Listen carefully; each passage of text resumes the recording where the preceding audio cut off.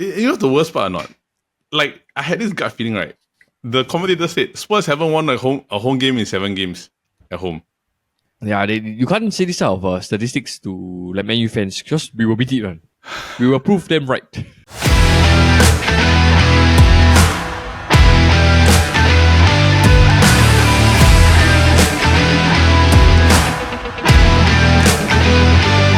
Hello everybody and welcome to another episode of the Futbol Kaki. I'm your host Elder and I'm joined by my fellow Kaki bro Paul. But before I begin, right, I got to say, like,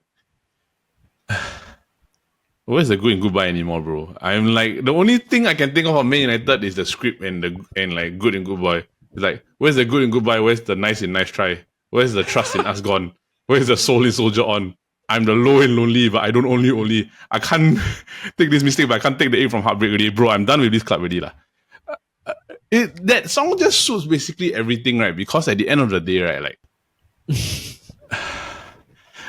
it's like being a Man United fan is like you want to say goodbye, right? But then it also doesn't treat you very well, also. So I don't know where to stand anymore, already, bro. I'm like at the point of like, what is this? It's like we are running out of words to describe our frustration and like how do I say like the feeling we feel every week. It's like the lowest of, just when you think it's like the lowest of the low, right? Next week comes and then it's like even lower. Yes. And then so on and so off. Just when you think we turn the tide, no. It just gets worse. It gets worse. Just when you think no more records can be broken, more records get broken. Yes. And you know what's the worst part? It's like a troll season. You know what's the worst part or not? Like, I had this gut feeling, right? The commentator said Spurs haven't won a home game in 7 games at home. Yeah, you can't say this type of statistics to like Man U fans because we will beat it, man. We will prove them right. Yes. Right. I guys, you know, usually me and Paul were a bit more like jovial during the intro. We talk about other stuff, right? This one we just got to hit dive into it, because bro, I relax, bro. I'm just waiting already. Like, I already foresaw this result. Okay. So, you know, I did. I actually went to go and bet on Spurs and I won money. So, bro, I'm in a good place.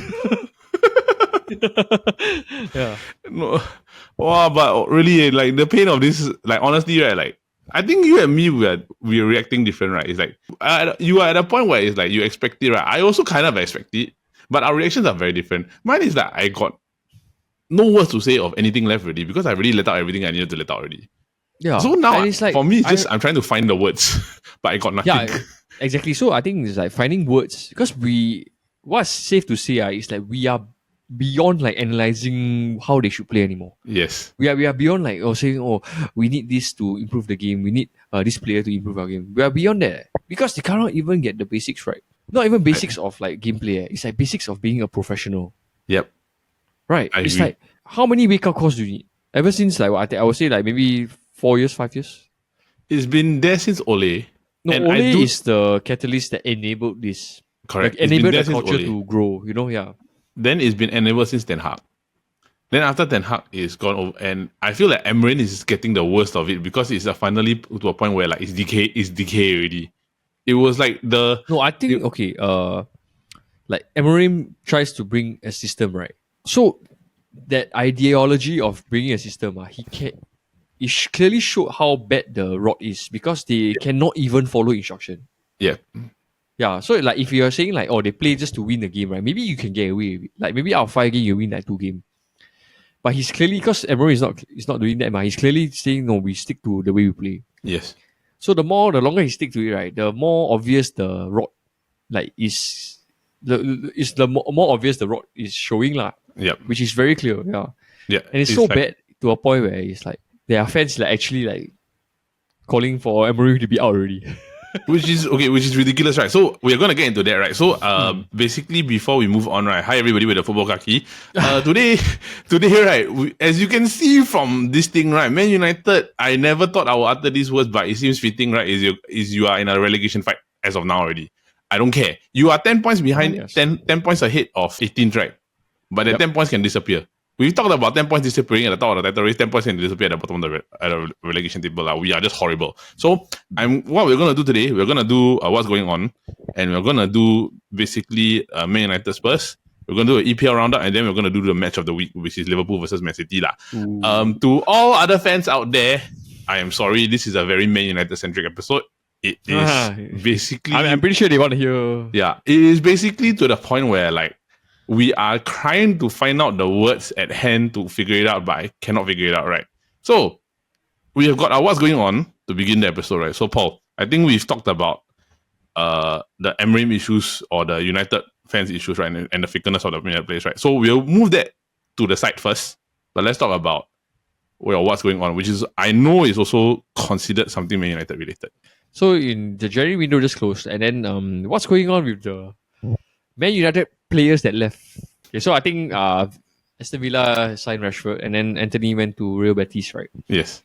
And then this real Antony, in 3 games, he scored 3 goals and has 3 man of the match performances. The goal he scored last night. Yep. Bro, it was like a Van Persie kind of volley, right? Yep. So, what is really going on? Is it the player or is it the club? I think it's a mixture of both. For me, right, I think it's bad influence in the locker room. There's rot. And there is one that hasn't left yet. Yeah, so the players that seem to be deemed to be the rod, right? They already left, Not all. which is like Rashford, and I would say the Rashford is like big part of it, lah. There's one that's still there. Yeah, but I'm talking about the one that just like many people can see. It's quite obvious to the eye, which is Rashford and maybe Antony, who literally does nothing for like 200k a week. Yep. But then he goes on to Real Betis, and in 3 games he scored 4 goals. Is it really down to Antony, or is it really down to United? Or is it just not a fit at United for Antony? I don't Because know. we know how bad Antony has been playing for like 2 years already. About 2.5 years, I would say. Correct. Yeah. But what's the explanation when he goes to Betis straight away? We become like, oh, they are comparing him to like Rafinha, or Yamal. This is my theory, right?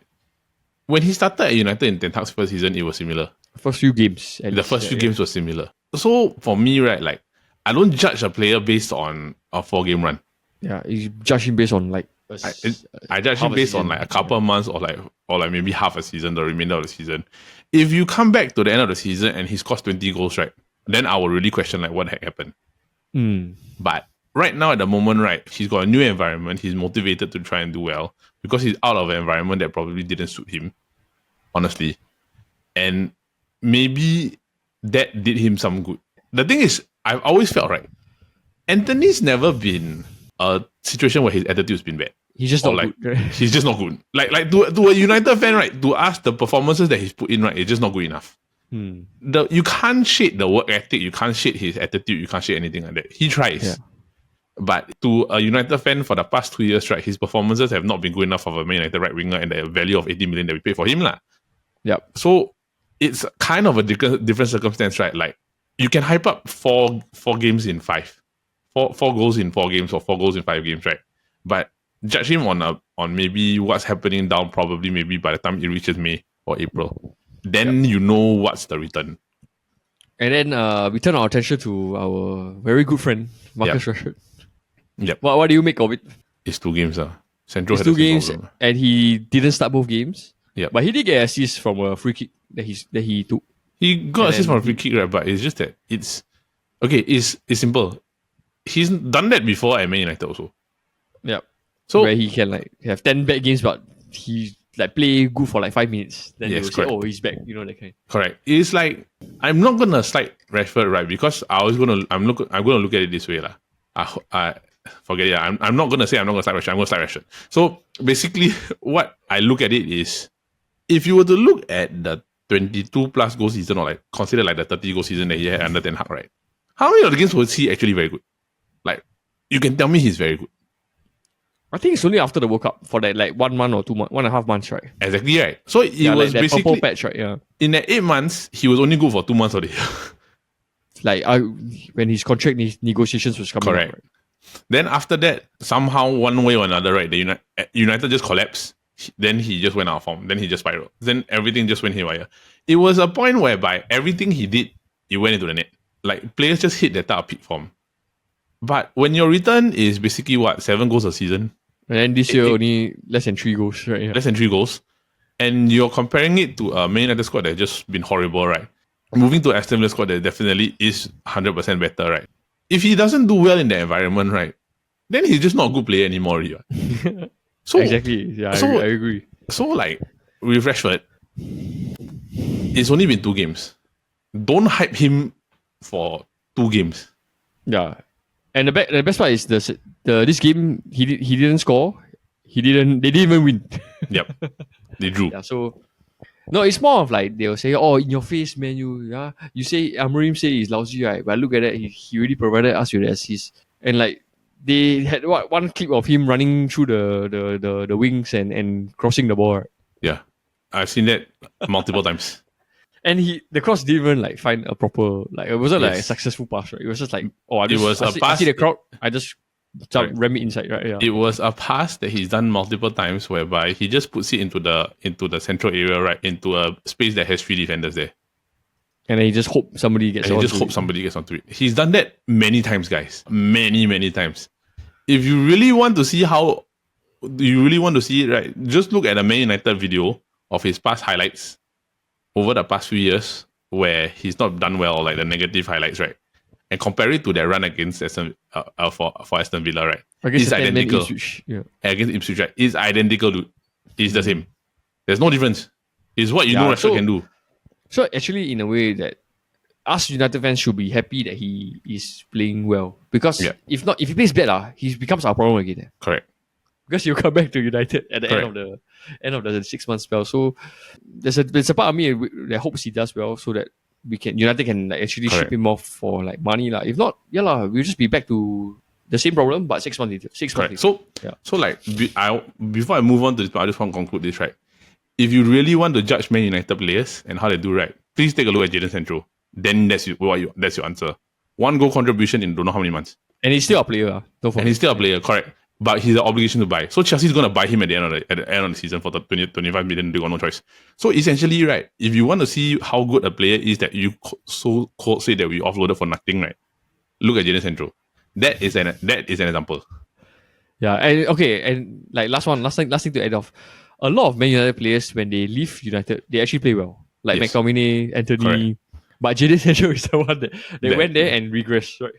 So give it time. I don't know, bro. Give it time. Okay, I think McTom is just a situation that basically the league suits him, right? The league suits him. It's really that situation. Maybe Antony could be a situation where the league suits him. So we'll just leave it at that lah. So what's going on with the Man United players that have left?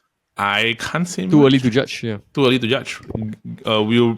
We may come back to this at the end of the season. Then we shall see. All right. Then we shall see. So, moving on to the main portion of this thing, Man United are currently in a relegation battle to me and to Paul. Yeah, I think it is more alarming than it was like a few weeks ago. Yeah, this is now bad. It's like clearer. The picture is clear that we are definitely in a relegation battle. And it is bad. There's so much nonsense that we can go at the ground, right? But first, to get the simple thing in, right, Spurs beat Man United 1-0 with a Madison goal off a rebound lah. Spurs did okay. Honestly, right, don't let the statistics fool you about yesterday's game. Yes, Spurs had 22 shots compared to Man United 16, right? But there were not a lot of quality Spurs shots. It was just a lot of like long range shot, or they're trying to get one, right? I think Matthias held it well. Son was not very good during this game. When you come down to the nitty-gritty of this thing, right, like it was just 2 bad teams playing football. Yeah, it's just see who is worse. It's just see who's worse. And the conclusion is that Man United is worse. Man is definitely worse, yeah. Man United is 100% worse. Because that whole goal was a Dalot mistake because he didn't cover Son on the left wing. No, he never followed the defensive line. Correct.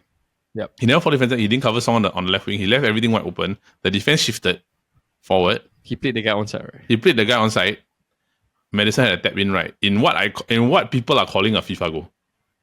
Yeah, like you spray and pray, then you get a lucky rebound, right? Bro, like, can we just drop Onana? Bro, I think, yeah, it's enough already lah. It's enough. Yeah, I'm guilty of saying like, oh, we needed a goalkeeper after the year, right? This is. I think this is ridiculous lah. This is beyond ridiculous. It's a recurring problem. It's like really, I will put my hand out and say, I got this wrong. I got this Onana thing wrong because, yes, De Gea cannot kick. Yep. But Onana cannot save. So it's like really pick your poison. No, but okay, honestly, United right, don't even play from the back. right? So Yeah. I'd rather have a goalkeeper that can save. Same. But the difference is that like Onana was brought in to kick the ball. But Onana also cannot kick the ball. So Yeah. what's the difference between letting the hair go, who's doing so well at Fiorentina now, and keeping Onana? Yeah, so I do think it's a lot of issues lah, but it's very clear that every area of the field needs help, especially the goalkeeper. Yep. Yeah, so it's like I think Onana's field compilation is like more than enough for like a 1 hour video, I think. Okay, not that bad lah. But Yeah. I can say that he cost us the Champions League last year lah. Last season. Champions League, yeah. Champions And League a few, he cost like us. Premier League games, right? Yeah. Premier League game, and like honestly, as much as he done multiple saves, right? Like it's maybe time to give India a shot lah. I think if India was in goal, because of his wingspan, right, he probably would have caught that ball and Madison Or would have parry it out further. or parry it out. So like to be honest, right, he pushed it right into like Madison's like direction. Like you want to blame the defender. The defender, what can he do? Bro, Caught it's the just ball- like the game against Bournemouth, right? Remember he spilled the ball? Yeah, Or was it Crystal Palace? I think it was Crystal Palace. Yeah, the one the cross came in, like early cross, no danger. Then he spilled it, right? I can't remember was it Crystal Palace or Bournemouth lah. But Yeah, but it was at Old Trafford, I remember. It was at Old Trafford, but it's come to a point that I've forgotten it too because many. it's too many already. Yeah, I think we gotta sort that one out, which is Eric Ten Hag signing. Yep. Yeah, well, I think there's too many problems to say that. All I can sum it up is what needs to be done. Okay. What's the issue? Is it Amorim? Question. No, because Amorim has stated very clear that he wants to play his one way only. Correct. Right, Which it's is his way or the highway. Yep. His refusal to change is what people still like believe in lah. Like some Yes. of us, we are believing in that. yes.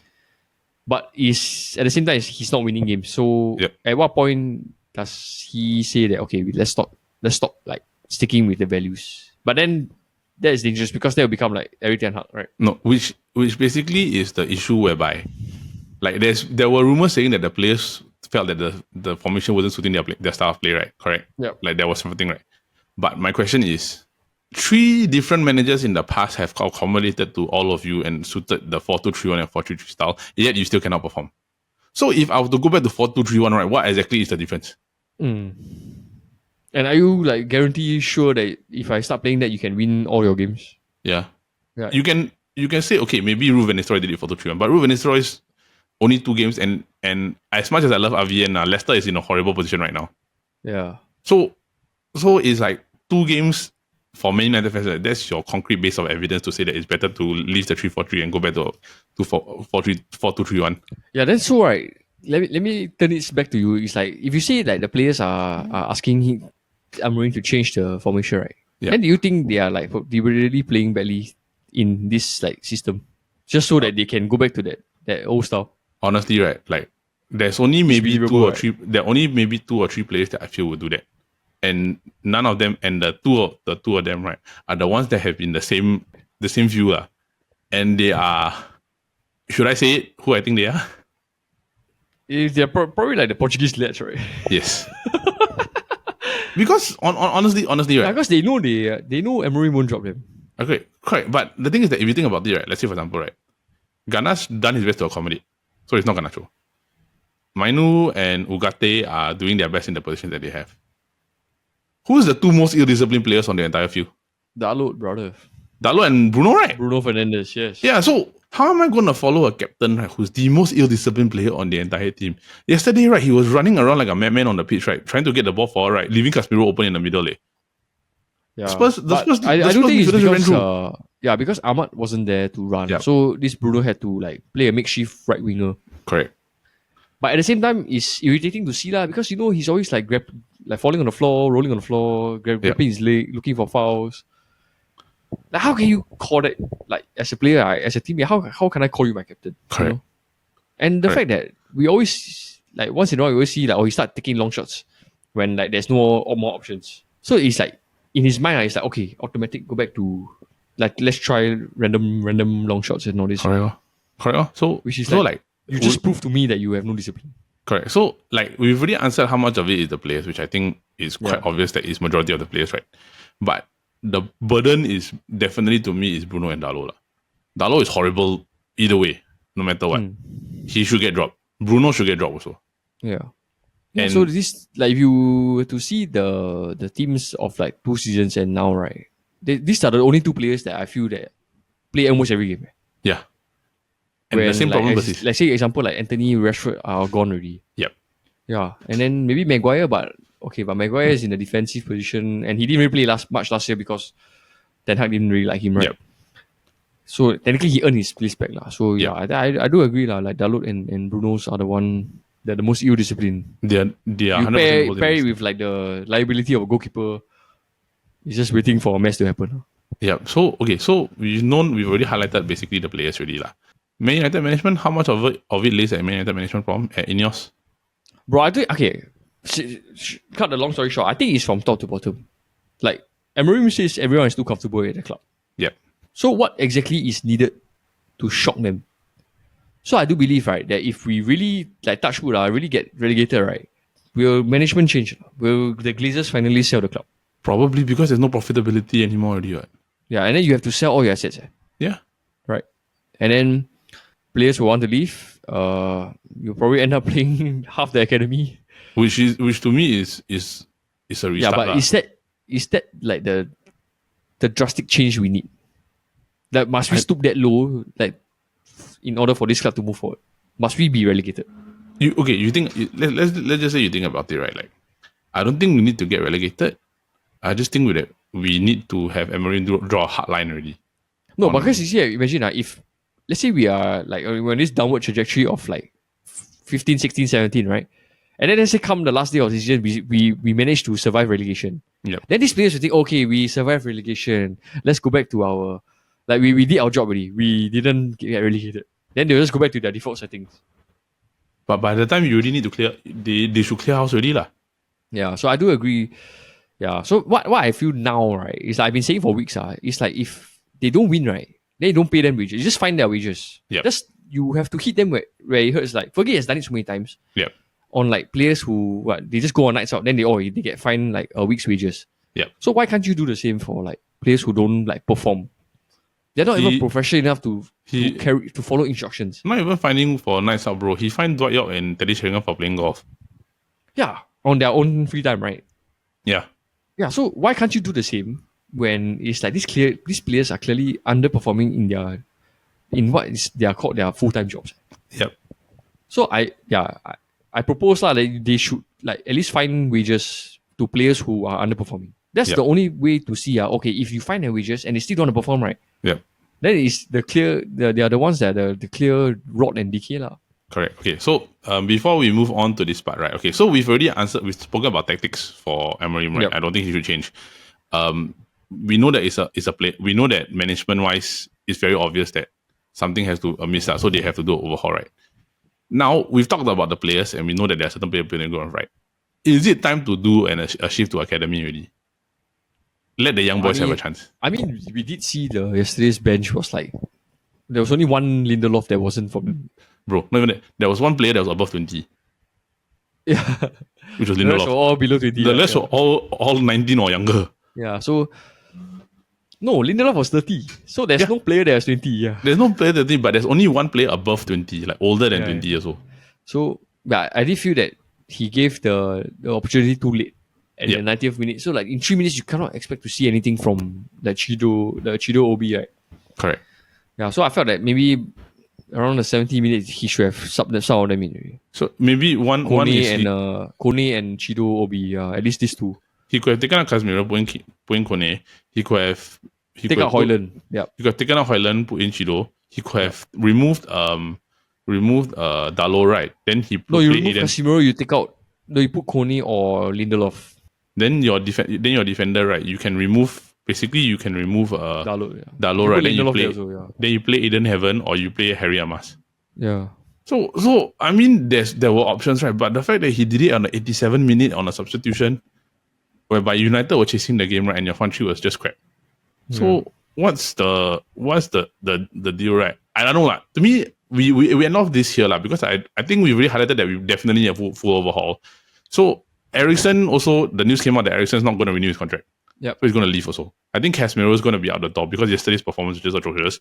So is it just time to just try with the youngsters?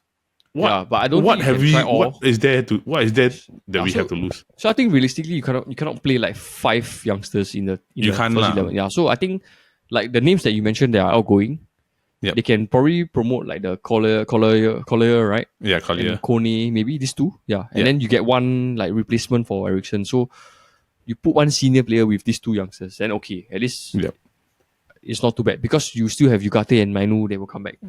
Yeah. And then but Mainu contract up in the air. Oh yeah, so probably maybe they'll sell him for profit also. Yep. Yeah. And then clearly Højlund is not Manchester United material at all. Nope.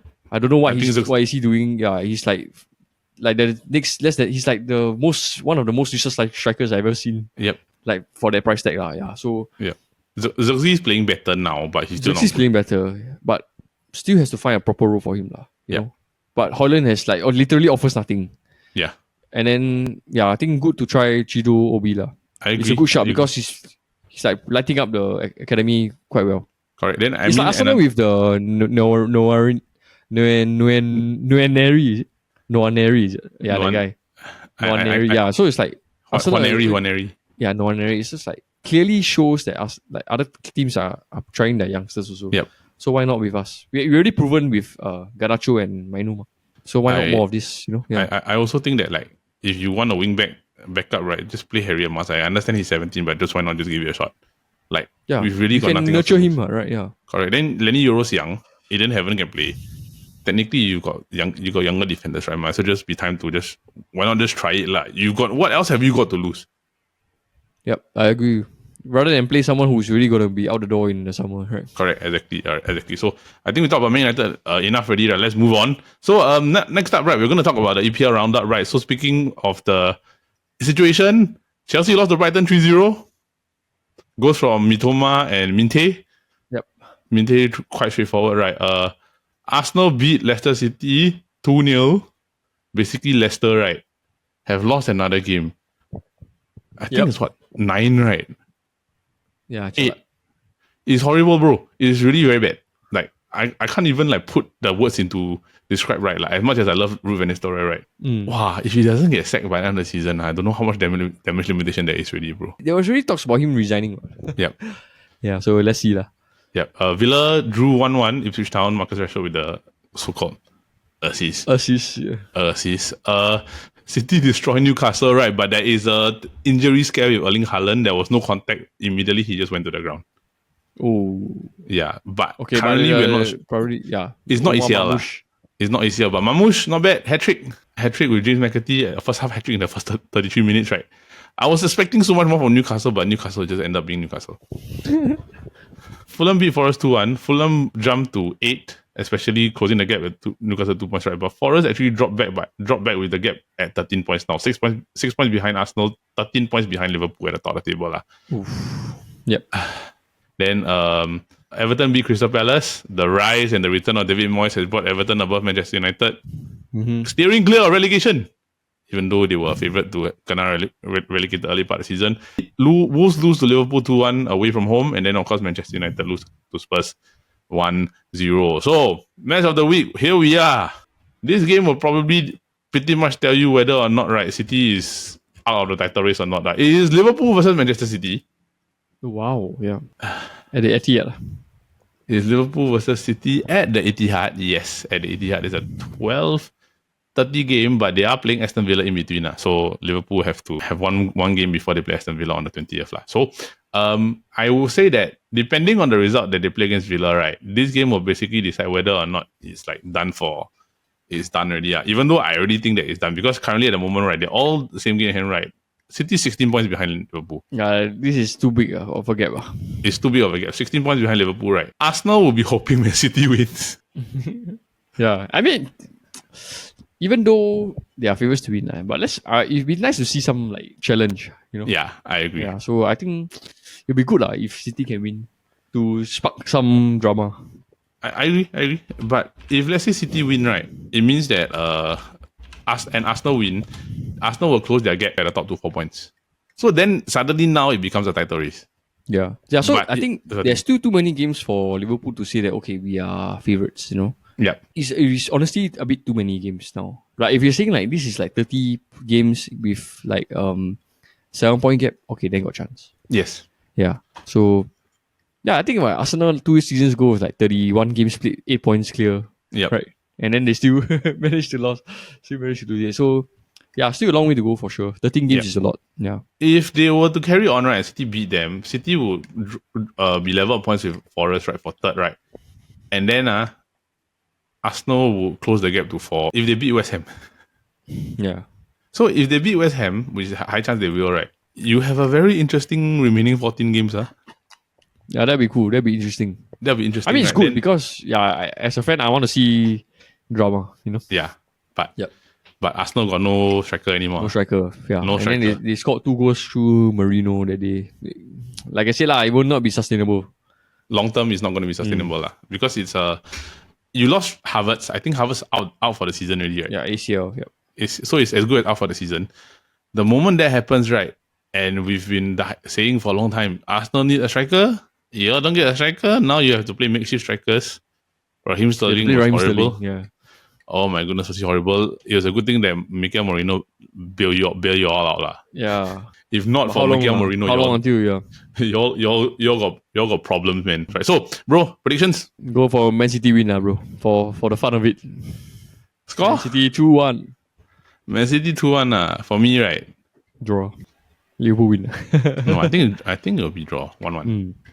Okay. I just have a feeling it'll draw, right? But either way, a draw benefits Arsenal. So what? 5 point gap. They just don't want Liverpool to win, right? They just don't want Liverpool to win. As long as Liverpool drop points and Arsenal win, right, I think they have a fair shot. Right? So, bro, anything else to add already? Because I think we've already spoken ad nauseum about Manchester United quite heavily. Yeah. They just call the season over lah. Really. Yeah. All right, so that's it for this week's episode of the Futbol Kaki. All right, so that is it for this week's episode of the Futbol Kaki, brought to you by the Chit Chatter Podcast Network. Now, for this, if you are tuning in, we just want to say thank you, and we hope that you continue to watch our other shows, which of course are the Kopi Bros, every Monday, where we come together and talk about fun and trivial topics. And then, of course, if you do like game shows, we do have the SG Draft Podcast every Friday, where we come together and draft about different topics and have fun while we do it. You can, of course, vote for your favorite teams part of the draft every Friday on our Instagram. Voting begins at 12 p.m. and of course closes up at 12 p.m. on a Saturday. So, all Man United fans out there, we are all in pain. We understand, but I think it's at a point where like the pain is just not there anymore. Already. I don't know how to feel anymore, bro. So, we're in a relegation fight. It's not the worst I ever thought I would say, but I don't really want to say there's hope, but I don't want to give my hopes too We much. have to say things as it is. Relegation means relegation. Relegation means relegation. So the players all suck. So we know how bad it is. We hope everybody and the management sees it already. Bruno Fernandes has got to go. He's not a good captain. So, Paul, anything else to add before we go off? I think that's it for me, brother. All right. So take your anxiety pills next week again. Everton 8:30. All right. So another former Manchester United manager takes us on. So with that, thank you everybody. Have a great week ahead. See you soon. Bye bye.